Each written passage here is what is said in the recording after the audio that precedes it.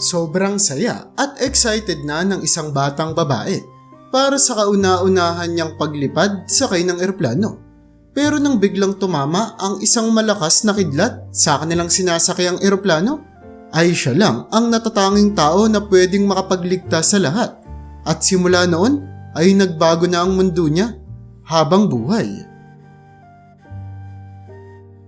Katulad sa mga karaniwang araw, ay sobrang abala sa airport noong dumating ang babaeng si Kate at ang kanyang 5 taong gulang na anak na babae na si Jane.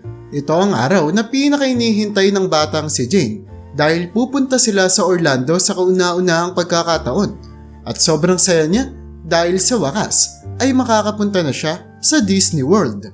Mapapansin sa bihis ng mag-ina na ito na sobrang komportable lamang ng kanilang kasuotan at tila ba ay handang-handa na sila na harapin ang mahabang oras ng biyahe sa eroplano. Mama, sobrang saya ko talaga. Gusto ko na pong makita si Mickey Mouse.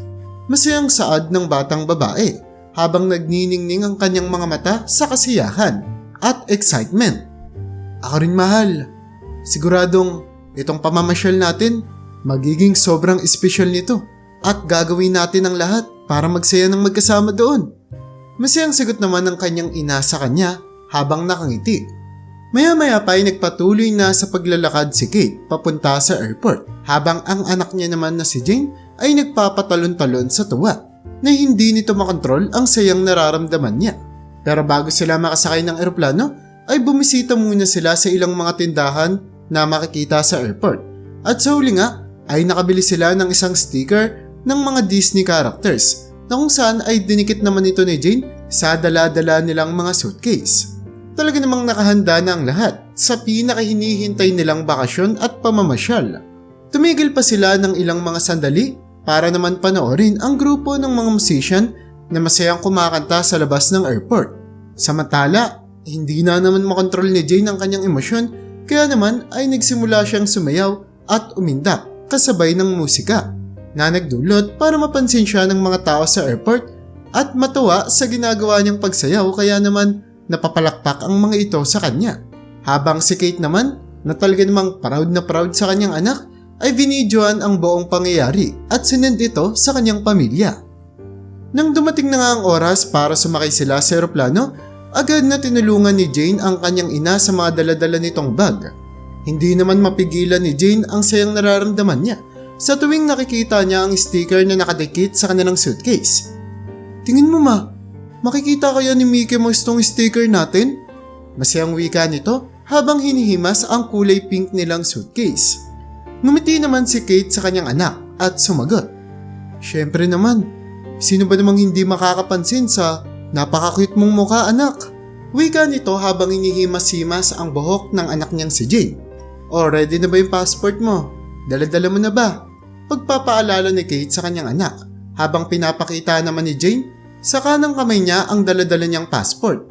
At pagkatapos ngang dumaan sa mga kinikailangang procedures, ang mag-ina ay tagumpay na ngang nakapasok sa boarding area at naghihintay na lamang para sa kanilang flight. Nakakita naman sila dito ng isang maliit na lugar kung saan pwedeng maglaro ang mga bata. Kaya naman, habang naghihintay ay napagdesisyonan muna ni Jane na maglaro doon. Talaga namang naging masaya si Jane sa paglalaro niya kasama ang iba pang mga bata na naghihintay rin para sa kanilang mga flight kasama naman ang kanilang mga magulang. At sa wakas ay dumating na nga ang oras ng kanilang flight. Agad na kinuha ni Jane at Kate ang kanilang mga suitcase at dumiretso sa linya para sa pagsakay sa eroplano. Hindi naman mapigilan na tanungin ni Jane ang kanyang ina kung paanong nakakalipad ang mga eroplano ng sobrang taas. Pero masinsinan namang pinapaliwanag ni Kate sa kanyang anak kung paano ito nangyayari. Ibig sabihin ma, yung mga eroplano para po silang malaking ibon? Tama po ba? Pagtatanong ng bata, na tila ba ay natutuwa sa ideyang iyon. Tama ka anak, sagot naman ng babae sa kanya habang nakangiti. At noong oras na nga nila para makapasok sa eroplano, ay nakasalubong nila ang mga mababait at palakaibigang stewardess na tinulungan sila na puntahan ang nakadestino nilang mga upuan. Hindi naman mapigilan ni Jane ang kanyang sarili at ang kaya niya na lamang gawin ay titigan ang bintana ng eroplano habang naghihintay kung paano ito aangat. "Tignan mo ma, lilipad na po tayo!" Excited na wika ng batang babae habang nakatingin sa malayo. "Oo anak, lilipad na tayo papunta sa Disney World," saad naman ng babae habang may higpit na hinahawakan ang kamay ng kanyang anak na puno ng pagmamahal. Maya-maya pa ay nagbigay na ng anunsyo ang piloto tungkol sa lagay ng panahon, kung anong oras silang makakarating sa kanilang destination, kasabay ng iba't iba pang mga safety information, habang ang mga stewardess naman ay buong galak na nagbibigay ng instruction sa mga pasahero. Habang si Kate naman ay tinutulungan ang kanyang anak na ilagay ang seatbelt nito dahil busy si Jane na panoorin ang binibigay na instruction ng mga stewardess sa kanyang harapan. "Alright, ngayon pwede na tayong lumipad," saad ng nanay habang ina-adjust naman ang kanyang sariling seatbelt hanggang sa paunti-unti na ngang umangat ang eroplano. Katulad ng inaasahan ay hindi na naman mapagsidlan ang sayang nararamdaman ni Jane. Sobrang excited siyang tumingin sa bintana ng eroplano habang masusing pinagmamasdan ang bawat galaw ng aircraft. Dahil sa kuryosidad na kanyang nararamdaman ay napakaraming mga katanungan ang nabuo sa isip ni Jane na tinanong niya naman sa nanay niya tungkol sa eroplano. "Ma, paano yung ganito kabigat at kalaking eroplano ay nakakalipad?" Curious na tanong ng bata. Kasi anak, yung mga airplane katulad nito, meron silang pakpak at malalaking makina na nakakatulong sa kanila para makalipad, pagpapaliwanag ng nanay. Maya-maya pa ay nagsimula ng bumilis ang pagsulong ng eroplano. At pagkatapos, sa isang iglap lang ay nasa taas na sila ng langit at lumilipad. Magkasabay na nakaramdam ng excitement at saya ang mag-ina na si Kate at Jane habang tinitignan nila sa bintana ang mga bahay at mga sasakyan sa lupa na paunti-unting lumiliit habang paunti-unti din silang tumataas. Talaga namang isa itong hindi makakalimutang pangyayari at pagkakataon para sa buhay ng batang si Jane kasama ang kanyang ina. Maya-maya pa, nang makarating ang eroplano sa isang espesipikong taas nito, ay biglang bumukas ang mga ilaw sa loob na nagsisilbing tanda ng bawat mga pasaherong nakasakay sa eroplano ay libreng-libre ng gumalaw. Agad na kumuha si Kate ng ilang mga papel at krayola para kahit papaano ay malibang si Jane sa kalagitnaan ng mahaba nilang biyahe. Dahil sa sobrang kagalakang nararamdaman ni Jane, ay nagdrawing siya ng isang makulay na eroplano na may nakasulat sa taas nito na Disney na nagpapakitang hindi na siya makapaghintay pang makarating sa kanilang destinasyon. Ilang mga sandali pa ay may lumapit na stewardess sa kanila at binigyan sila ng serving drinks at ilang mga snacks. Kinuha ni Jane ang isang orange juice at isang pakete ng cookies. Sobrang saya naman ni Kate sa tuwing nakikita niyang masaya at nag-e-enjoy ang kanyang anak dahil talaga namang hindi may tatanggi na ang biyahe nilang ito ay mananatili sa memorya ni Jane bilang isang espesyal na pagkakataon sa pagitan nilang dalawang mag-ina. Sa katunayan nga niyan, ay matagal na panahon ding nag-ipon ang nanay niyang si Kate para lamang magkaroon ng sapat na pera at matupad ang isang hindi malilimutang paglalakbay kasama ang kanyang anak. Dahil ito nga rin ang kauna-unahang paglipad ni Jane papunta sa Disney, gusto ni Kate na lahat ay magiging perpekto at walang masasayang na oras. Umaasa siya na ang paglalakbay nilang ito ay magpapatatag sa relasyon nilang mag-ina at magbibigay ng kapayapaan sa kanilang mga puso. Lalo na't hindi naging madali ang pagsubok na kanilang naranasan sa kanilang buhay. Kaka-divorce lang din kasi ni Kate at ang pinaka-naapektuhan ng paghihiwalay nila ng kanyang asawa ay ang maliit nilang anak na hindi naman talagang maitatangging namimiss na ang makakita ng isang ina at tatay ng magkasama sa loob ng kanilang bahay. Bukod pa doon, ay kailangan pang balansehin ng babaeng si Kate ang kanyang pagtatrabaho at pagpapalaki ng mag-isa sa kanyang anak habang pinagsasabay pa ang mga problema at mga pagsubok na kanyang pinagdadaanan. Anak, alam mo naman na hindi naging madali yung mga problema natin sa bahay. Pero pinapangako ko sa iyo, magiging maayos din ang lahat. Yung pamamasyal nating to, sobrang magiging masaya to para sa iyo. At makakasama natin yung isa't isa ng magkasama sa loob ng maraming oras. Masayang wika ng nanay sa kanyang anak habang sinusubukan niya na palakasin ang kalooban ni Jane. Alam ko po, Mama. Pero namimiss ko man po si Daddy at mahirap po yun. Pero naniniwala po ako sa inyo. Magiging maayos din po ang lahat. Magsasaya po tayo ngayon. Saad naman ng bata sa kanyang ina. Sa mga nakalipas din kasing mga buwan ay ginawa ni Kate ang lahat ng kanyang makakaya para maalagaan ang kanyang anak ng mag-isa habang pinapanatili pa ang kaayusan sa kanilang bahay hanggat maaari. Ginagawa niya ang lahat para makapagbigay ng oras at quality time sa kanyang anak na babae. Marami silang mga aktibidad na ginagawa para kahit papaano ay hindi masakit para sa batang si Jane ang pagkawala ng kanyang tatay at ang paghihiwalay nila. Pero bukod doon ay hindi rin hinayaan ni Kate na magkaroon sila ng pangit na relasyon ng kanyang dating asawa.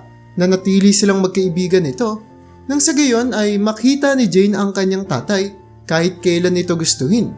Nang dahil sa mga pagsasakripisyong ginawa ni Kate ay nagkaroon ng isang magandang relasyon ang magtatay. Ngunit nagkakaroon pa rin naman ng misunderstanding sa pagitan ni Kate at ang dati niyang asawa. Kaya naman ang batang si Jane ay napagtatanto na hindi naman talaga maayos ang lahat at siya ang sobrang naaapektuhan sa kanilang sitwasyon. Pasensya na talaga sa lahat ng mga nangyayari, anak ha. Pinapangako ko sa iyo na kapag nakabalik na tayo sa pamamasyal natin, gagawin ko ang lahat para magbati na kami ulit ng papa mo. Okay? Pagpapangako ng babae sa kanyang anak. Alam ko po, Mami. I love you po. Malumanay naman na sagot ng anak niya sa kanya habang niyayakap siya nito. Ang pamamasyal kasi nila papunta sa Disney ay paraan ng pagpapakita ni Kate sa kanyang anak ng kanyang pagmamahal at dedikasyon. Gusto kasing iparanas ni Kate sa kanyang anak na si Jane ang mga magical moment. Nang sa gayon ay kahit papaano ay malimutan nito ang mga problemang kanilang kinakaharap. Gusto niya lang maramdaman ni Jane na mahal niya ito at gusto niya itong laging ligtas. Kaya anak, kapag nakapunta tayo sa Disney, pupunta tayo sa lahat ng mga attractions na meron sila. At pangako ko sa iyo, ako mismong magpapakilala sa iyo sa mga gusto mong karakter doon. Grabe, sobrang magiging masaya yun. Pagpapangako pa ni Kate ng sobrang saya sa kanyang anak. Yay! Ito talaga ang pinakamagaling at pinakamagandang pamamasyal sa lahat. Saad naman ng batang babae na mayroong napakalaking ngiti sa kanyang muka. Pero ang hindi alam ng mag-ina na ito at ng iba pang mga pasaherong nakasakay noon sa eroplano na sa darating na ilang mga oras ay magbabago ay habang buhay magbabago ang kanilang mga kapalaran. Ang trip kasi papunta sa Orlando ay aabot ng 8 oras. At noong una ay tila ba wala namang problema at maayos ang lahat. Ang mga pasahero ay nakaupo ng maayos sa kanilang mga kinauupuan habang ini-enjoy ang kanilang paglalakbay. Merong mga natutulog, meron namang mga nanonood ng mga pelikula at meron din namang mga nagkokomento tungkol sa mga pupuntahan nilang destinasyon. Ngunit makalipas ang halos eksaktong 4 na oras ng kanilang paglipad, isang biglaan at hindi inaasahang bagyo ang nabuo. Kaya naman nagkagulo ang eroplano. Nang dahil sa nabubuong bagyo na ito ay hindi magawang kontakin ng piloto ang control tower. Kaya naman kinikailangan niyang gumawa ng isang mabilis na desisyon para masigurado ang kaligtasan ng lahat. Ang turbulence o kaguluhan ng eroplano ay nagpatuloy lamang at unti-unti nang nakakaramdam ng takot ang mga pasahero. Mama, natatakot ako! Saad ni Jane habang pinipilipit ang kamay ng kanyang nanay. Okay lang yan, nak. Turbulence lang to. Normal lang naman tong nangyayari. Magiging okay din ang lahat. Huwag kang mag-alala, okay?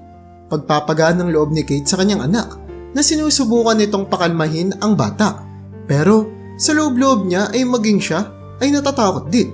Samantala, para maibalik ang koneksyon at makontak ng piloto ang control tower, kinikailangang makaalis ng piloto na ito sa nabuong bagyo sa kanilang harapan. At ang kailangan niyang gawin ay taasan ang altitude ng kanilang paglipad. Pero walang nag-aakala sa mga sumunod na nangyari. Habang umaangat at tinataas kasi ng piloto ang kanilang altitude, ay bigla na lamang tumama ang isang kidlat sa eroplano na nagdulot para masira ang control system ng aircraft. Lahat ng ilaw ay namatay at sa loob ng saglitang panahon Tumahimik ang kapaligiran. Maya-maya pa'y bumagsak na sa harapan ng mga pasahero ang kanilang mga oxygen mask. Pero dahil sa malakas na paggalaw ng eroplano, ay bayolente itong wumawasiwas sa mukha ng mga pasahero. Sa mga pagkakataon na iyon ay nakaramdam na ng desperasyon ang bawat mga pasahero at nagsimula na silang magsisisigaw sa takot. Habang ang mga stewardess naman ay sinusubukang labanan ang ingay sa loob ng eroplano. Sinusubukan pa nilang ipaliwanag ang tamang paraan ng paggamit ng mga oxygen mask. "Mamamatay na tayo!" Sigaw ng mga tao sa loob habang natatakot. "Pakiusap, kumalma po kayo at bumalik kayo sa kinauupuan nyo. Lahat kayo, everyone needs to pay attention. Suotin niyo ulit yung mga seatbelt nyo at ilagay niyo yung oxygen mask ngayon din." Pag-uutos ng mga stewardess. Dahil sa kaguluhang nagaganap sa loob ng eroplano, ay mas lalo lamang nakaramdam ng takot at pagkakaba si Jane. "Anak, magiging okay din ang lahat. Kailangan na lang natin gawin kung ano yung sinabi ng magandang babae na yun. Diba ang sabi niya, ibalik daw natin yung mga seatbelts natin at magsuot tayo ng oxygen mask. Gawin natin yun, okay?" Saad ni Kate habang sinusunod ang instruction na binigay sa kanila. Sa mga sumunod pang mga minuto, ang loob ng eroplano ay napuno ng pangamba, desperasyon at takot ng mga pasahero. Habang ang piloto naman at ang kanyang crew ay nahirapan na maiwasan ang nalalapit na nilang pagbagsak. Pero sa mga pagkakataon nito ay patuloy pa rin naman nilang sinusubukan na maibalik ang koneksyon sa plane system para matawagan ang control tower at makahingi ng tulong. "Ladies and gentlemen, this is your pilot. Gusto ko lang i-inform sa inyo na tinamaan tayo ng kidlat at nagkakaroon tayo ng technical problems. At sa mga pagkakataon na ito ay hindi natin makontak ang control tower. Pero ginagawa naman namin ang lahat para maresolba yung problema. Kaya sa ngayon pakiusap, bumalik muna kayo sa mga kinauupuan nyo at sundin kung anong sinasabi ng crew." Biglang pag-anunsyo ng piloto habang sinusubukan na hindi paramdam sa kanyang mga pasahero na maging siya ay kinakabahan at nanginginig na sa sitwasyon. Ang bawat mga stewardess ay pumunta at chinek ang lahat ng mga upuan. Tinignan nila kung ang lahat ba ay nakasuot na ng seatbelt at mayroon ng oxygen mask sa kanilang muka na maayos na nakalagay. Makikita sa bawat mga natatakot na pasahero na ang iba ay nananalangin at ang iba naman ay umiiyak ng mahina. Gusto nilang gawin ang lahat ng kanilang makakaya para malagpasan ang nakakatakot na dilubyo na malapit na nilang maranasan. "Babagsak na yung eroplano! Mamamatay na tayong lahat!" Bigla ang sigaw ng isang nagpapanik na pasahero. Nang dahil doon ay lalo lamang nakaramdam ng pangamba ang batang si Jane. Mahigpit siyang yumakap sa kanyang ina na sinusubukang maintindihan ang mga nangyayari. Sa kabila ng kritikal na sitwasyong kanilang nararanasan, sinusubukan pa rin naman ni Kate ang manatiling kalmado para hindi matakot ang kanyang anak at maprotektahan niya ito. Hanggang sa biglang nakaramdam na ang mga pasahero na unti-unti at mabilis na bumabagsak ang kanilang eroplano na nagdulot para ang lahat ng mga pasahero ay nagsimula na namang sumigaw sa desperasyon. Muli ay inanunsyo ng piloto na ginagawa nila ang lahat ng kanilang makakaya para makontrol ang sitwasyon. Pero binabalaan na rin nila ang mga pasahero na maghanda sa pinakapangit na pwedeng mangyari. Kaya naman mahigpit at buong lakas na niyaka ng nanay na si Kate ang kanyang anak. "Mahal na mahal kita, anak. Mahal na mahal kita." Naiiyak na wika nito. "Mahal ko din po kayo, mama." Saad naman ng bata na mababaka sa muka ang takot at pagmamakaawa.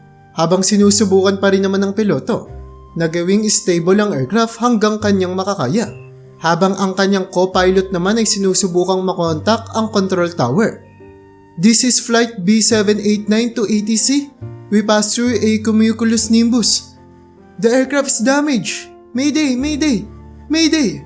The aircraft is struck by lightning. We lost control. We need help. Mayday, mayday." Paulit-ulit na wika ng co-pilot sa eroplano habang nanginginig ang kanyang boses. Habang ang mga stewardess naman ay tila ba naghahanda na sa pinakamapait na karanasan na malapit nang mangyari.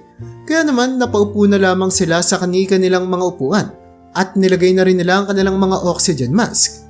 Pero patuloy pa rin naman nilang pinapakalma ang mga pasahero na desperado pa ring sumisigaw. Hanggang sa napuno na nga ng iyakan, sigawan at pananalangin ang loob ng cabin ng eroplano na mas lalo lamang nilang naramdaman ang desperasyon ng bawat isa. Habang si Kate naman ay sinubsob na ang kanyang anak sa kanyang dibdib, habang maging siya ay nananalangin na magkaroon ng himala na sana ay makaalis sila sa sitwasyon na ito ng buhay. Hindi na talaga maiiwasan ng desperasyon, kahit pa sa babaeng si Kate na kanina pa sinusubukang pakalmain ang kanyang sarili para protektahan ng kanyang anak. Lahat ng mga pasahero doon ay iniisip na ito na ang huling mga pagkakataon nila. Wala na tayong oras. Kailangan nating gumawa ng kahit anong paraan ngayon. Wika ng piloto na may nanlalamig pang mga pawis. Pull up! Pull up! Matapos nga nilang gawin ang lahat ng kanilang makakaya, sa pambihirang pagkakataon ay nagawa ng piloto na ma-stabilize ang eroplano. Nagkatinginan na lamang sila ng kanyang co-pilot nang may kaginhawaan sa kanilang mga mata. Pero kinakailangan pa rin naman nila na maibalik sa online ang system ng eroplano. Okay, stable na yung eroplano. Ngayon ang kailangan naman natin gawin, sabihin natin yung sitwasyon natin sa control tower ngayon na. Saad ng piloto habang sinusubukan niyang pakalmain ang kanyang sarili, habang ang mga pasahero naman ay nakakaramdam pa rin ng desperasyon at gulat. Umiiyak sila at sumisigaw, nananalangin ang bawat isa na sana ay may pag-asa pa na maging maayos din ang lahat. Habang ang piloto naman at ang kanyang team ay pinagdidiskusyonan kung ano ang dapat nilang gawin para ma-recover ang plane system. Noong mga pagkakataon kasi na iyon ay stable ang eroplano. Pero kung hindi sila gagawa ng agarang aksyon, ay siguradong magka-crash ito nang hindi nila namamalayan. At yun na ang katapusan ng lahat. Kailangan nating makaisip ng solusyon. Sa sitwasyon natin ngayon, hindi kakayanin ng eroplano na maging stable ng matagal. At kung wala tayong gagawin na kahit na anong aksyon, siguradong babagsak tong eroplano. Saad ng piloto nang nag-aalala. Pero sa kalagitnaan ng kanilang diskusyon sa mga posibleng luna sa kanilang problema, ay biglang umilaw ang control panel na ang ibig sabihin ay maaaring kaya hindi sila makakonect sa control tower ay nagkaroon ng problema sa kable sa kanilang electrical system. Ngunit sa kabutihang palad, ang co-pilot ng eroplano ay isa rin palang engineer at mayroong alam tungkol sa technical na aspeto ng eroplano, lalong-lalo na ang mga electrical connection dito. Alam ko na, kung mapagkokonekta lang natin ulit yung mga kable sa maintenance compartment, sigurado, mababalik na natin yung control ng eroplano. Pagbibigay suwestyon ng co-pilot. Isa itong napakagandang solusyon, pero may isa lang problema. Ang maintenance compartment kasi ay pwede lamang mapuntahan kapag nasa labas ka ng eroplano. Pero alam din naman ng co-pilot na mayroong isang maliit na butas na pwedeng pasukan sa loob ng eroplano papunta doon. Kaya naman kinakailangan nilang maghanap ng isang maliit na tao na pwedeng makapag-access sa maintenance compartment at pwedeng makalusot sa maliit na butas na ito. Yun nga lang, napaka-imposibleng gawin nun. Malalaki tayo. Pero baka pwede nating ipagawa yan sa isang bata. Tingin ninyo, positibong wika ng co-pilot. Maging siya ay desperado na kasi sa lahat ng paraan na pwede nilang maisip. Kaya naman pinaliwanag ng mga stewardess ang sitwasyon sa mga pasahero at sinabi nito na kinakailangan nila ng isang bata na pwedeng makapasok papunta sa maintenance compartment at ito lamang ang natatanging paraan nila para maibalik ang kontrol ng aircraft at mailigtas ang lahat. Hindi nag-isip pa ng 2 beses ang babaeng si Kate. Nang marinig niyang sinabi ng stewardess ay agad niyang tinaas ang kanyang kamay at tinuro ang kanyang anak. Yung anak ko, kasya siya dun, maliit siya. Makakatulong siya. Agad na lumapit ang stewardess kay Kate at pinaliwanag muli ang sitwasyon sa paraan na pwede itong maintindihan ng batang si Jane. Okay baby, ang kailangan mo lang gawin, pagkonektahin mo lang yung tamang mga kable at babalik na ulit yung eroplano. Gagana na ulit. Medyo nakakatakot lang pero Jane, ikaw lang yung natatangi naming pag-asa. Kaya mo ba? Kaya ba ng tapang mo na subukan yun? Malumanay na pagtatanong ng stewardess sa bata. Nag-aalinlangan pa si Jane noong una, pero pinalakas naman ng kanyang nanay ang kanyang kalooban. Jane, alam naman nating dalawa na ikaw ang pinakamatapang na tao na kilala ko. Kaya mo to, anak. Naintindihan naman ni Jane na isa itong bagay na sobrang importante, kaya naman ay kalaunan ay pumayag na rin siya para makatulong. Kaya naman, agad na dinala ng stewardess ang mag-ina papunta sa piloto, na dito ay pinakita nila sa bata ang lugar na kailangan nitong pasukan at ang mga kable na kailangan nitong pagkonikin. Talaga namang mahirap ito para kay Jane dahil kailangan nasa tamang pwesto at pagkakasunod ang mga kable na kanyang ikokonekta. Kaya naman, may dala ring radyo si Jane na kung saan ay dito niya makakausap ang co-pilot na magpapaliwanag sa kanya ng buo sa pamamagitan ng dala niyang radyo. Umaasa kami lahat sa iyo, Jane.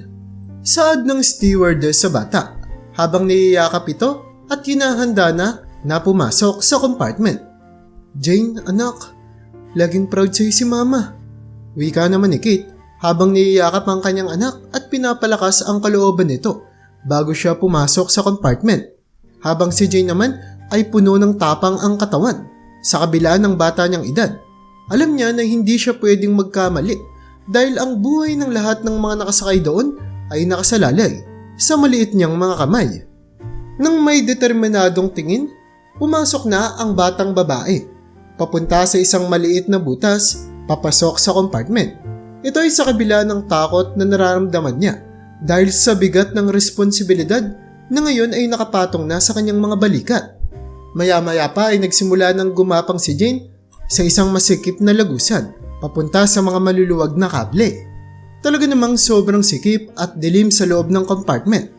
Kahit sino ay mahihirapang huminga dito at nakakakita lamang si Jane dahil sa isang maliit na flashlight na binigay sa kanya ng stewardess. Samantala, ang mga pasahero naman ay nananalangin at lahat sila ay pinapalakas ang kalooban ng bata dahil alam nila na nasa mga kamay ng batang ito ang kapalaran nila. Habang si Kate naman ay kinakabahan na naghihintay para sa kanyang anak. Taimtim din siyang nananalangin na sana ay magtagumpay ito. At nang makarating na nga si Jane sa maintenance compartment, sinimula na siyang kausapin ng co-pilot habang inaalalayan nito na mahanap ang mga tamang kable. Kalmado niyang kinakausap ang bata nang mayroong magaan na boses. Sinusubukang ipaliwanag ang lahat ng simple hanggat maaari nang sa gayon ay hindi malito ang batang si Jane. Okay, Jane? May nakikita ka bang blue na wire? Pwede bang isaksak mo yon sa blue na butas para sa akin? Pasensyoso niyang paggabay kay Jane. Opo, kaya ko po. Okay na po, nasaksak ko na. Sagot naman ni Jane na mababakas ang takot sa kanyang boses. At habang nanginginig pa ang kanyang mga kamay, ay pinagtatanggal na ng bata ang mga wire at sinaksak ito sa tamang mga saksakan tulad ng sinasabi sa kanya ng co-pilot. Talaga namang hindi ito madali para sa kanya dahil sa loob ng compartment ay napupuno ng mga kable na may iba't ibang mga kulay. Natatakot ang batang si Jane na baka hindi niya matapos ang inatas sa kanyang misyon. Kaya naman, huminga ng malalim si Jane at nag-concentrate sa mga instruction ng co-pilot sa kanya. Kailangan niyang magawa ito ng tama at ni isang pagkakamali ay hindi maaari. Hindi niya pwedeng makalimutan na ang pag-asa at buhay ng mga tao sa loob ng eroplano na iyon ay nakasalalay sa kanya. Samantala, si Kate, ang piloto, ang mga stewardess at lahat ng pasahero ay kinakabahan at hindi na mapakali na naghihintay na sana ay matapos na ang ginagawang isa sa pinakamalaking misyon sa kanilang buhay ng co-pilot at ng batang si Jane. Maya't maya ay patuloy namang pinapalakas ni Kate ang kalooban ng kanyang anak sa pamamagitan ng pagsabi dito na huwag kabahan at huminga ng malalim. At ang co-pilot naman ay nagpatuloy lamang sa pagbibigay ng instruction sa bata na hindi niya kinakalimutang maging malumanay ang tono ng kanyang pagsasalita. Yan, ang galing mo. Nagagawa mo ng tama, Jane. Ngayon, nakikita mo ba yung mga pulang kable? Ilagay mo naman yun sa mga pulang butas. Pakiusap? Malumanay nitong pag-uutos. Yes, sir. Sagot naman ni Jane habang ginagawa kung ano ang inutos sa kanya ng co-pilot. Ipinagsasantabi ni Jane ang takot na kanyang nararamdaman at ang tanging nasa isip niya lamang ay iligtas ang buhay ng lahat. Kaya naman, maingat niyang ginagawa kung ano ang mga sinasabi ng co-pilot sa kanya.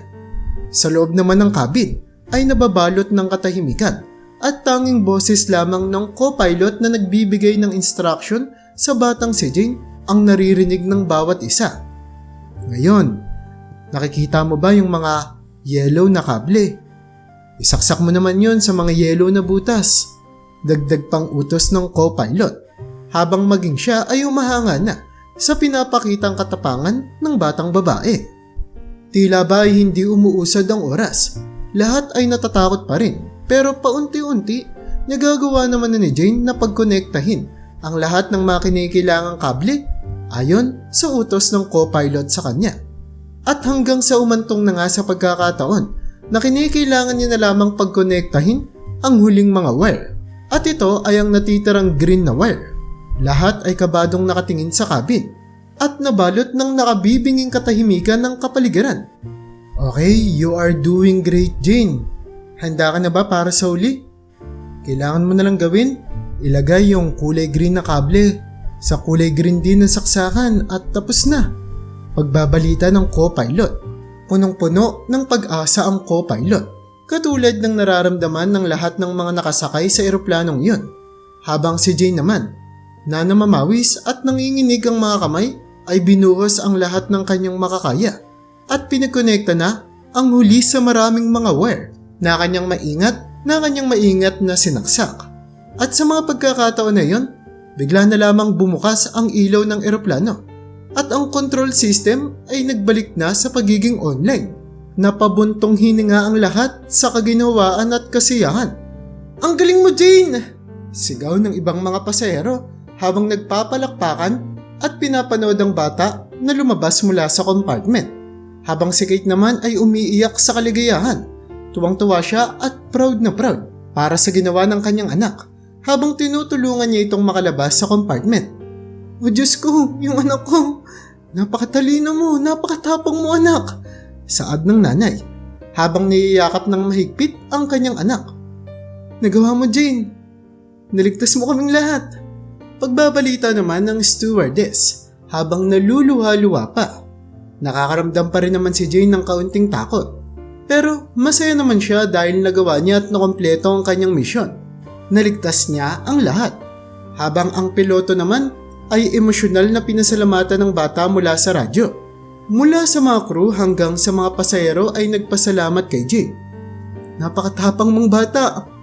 Dahil sa iyo, mapagpapatuloy na natin yung paglipad ng ligtas. Niligtas mo kaming lahat, Jane. Saad ng mga pasahero. Ngayon ay maaari nang tanggalin ni Jane ang bigat ng responsibilidad na nakapatong sa maliliit niyang mga balikat at pwede na ulit siyang makaramdam ng kaginhawaan at kasiyahan. Sobrang saya niya dahil natapos na rin ang lahat. Kahit na kasi natatakot siya at kinaharap niya ang napakahirap na sitwasyong ito.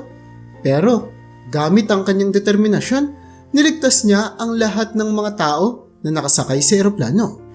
At simula nga noon ay nagpatuloy lamang ang kanilang paglalakbay nang walang naging mga problema. Nang tuluyan na ngang mapaglanding ng ligtas ang eroplano, napuno ng komosyon ang airport dahil halos lahat ng mga empleyado doon ay alam ang pinakitang katapangan at pagliligtas ng buhay ni Jane sa lahat ng mga nakasakay sa eroplano. Lahat ng mga pasahero at staff ng airport ay nagsigawan sa saya habang bumababa si Jane mula sa eroplano na merong napakalaking ngiti. At bilang gantimpala naman sa pinakitang katapangan ng bata, ginantimpalaan ng airline si Jane at ang kanyang nanay ng free airline tickets para sa isang buong taon. At sa wakas, matapos ang napakahabang biyahe na punong-puno ng roller coaster na emosyon, sa wakas ay nakarating na rin ang mag-ina sa pinapangarap nilang pamamasyal sa Disney, na kung saan dito sila gumawa ng hindi malilimutang mga alaala at sinulit din nila ang bawat mga oras na magkasama sila doon. Ang pagpapakita ni Jane ng katapangan ay naging sikat sa buong mundo at naging buhay na patunay na kahit pa ang pinakamaliliit na bagay ay makakagawa ng malaking impact sa kahit na anong aspeto ng buhay. At simula nga nung pagkakataon na iyon, nakilala si Jane bilang ang batang babae na nagligtas ng buhay ng mga tao sa eroplano sa pamamagitan ng kanyang katapangan at determinasyon. Dahil sa kabila man ng kinakaharap niyang takot at pangamba, ay naging isa siyang tunay na bayani. Kaya kung nagustuhan mo ang ating istorya, ay huwag mo namang kalimutang mag-iwan ng like at pindutin mo na rin ang subscribe button.